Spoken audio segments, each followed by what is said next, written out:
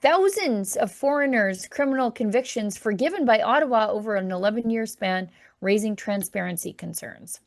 Forgiven. Yeah, just forgiven. Now, here's the thing. I'm of two minds of this because I actually don't believe that if you were convicted of a bar fight at age 18, that you should be prohibited from coming to Canada if you have lived in a law-abiding life. Right. I don't think that that's right because uh, people who have lived the right way learned. We want people to learn from their mistakes, and if they do, and they have been rehabilitated, I think the hoops for those people to come into Canada are too expensive, too long, and too prohibitive. And I also Right. believe the same is true the other way. If Right. you have a weed conviction at 18, um, the United States doesn't recognize your Canadian record suspension, which they don't. I think they should.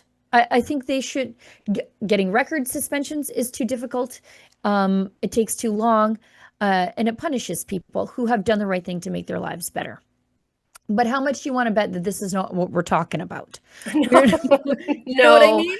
This No. is not what we're talking about here. We're not talking about people who had youthful indiscretions, who have turned their lives around, and have lived decently for an extended period of time. That's not what we're talking about here. I'm willing to bet, and the reason I'm willing to bet that is because they won't tell us what's They going will on. not tell us. Just so convenient that the government won't tell us what kind of criminal offenses were forgiven before these people were granted access to Canada.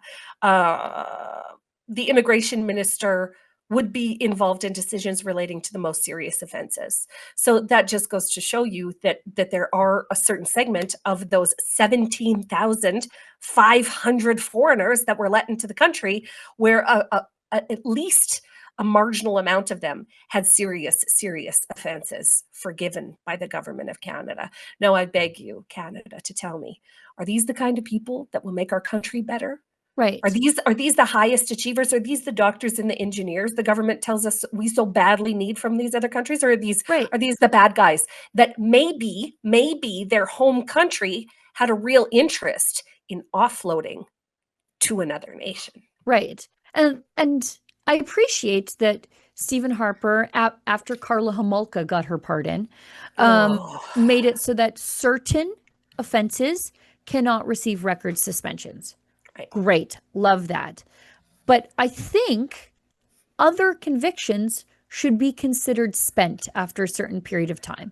That people should not have to jump through these hoops. If you've just been kept the peace and been of good behavior, then they're gone. And they sort of do that in the UK, although I'm not one to advise that we follow the UK track on, well, nearly almost everything. But I think they do have this sort of right. And I wish the Americans did that too.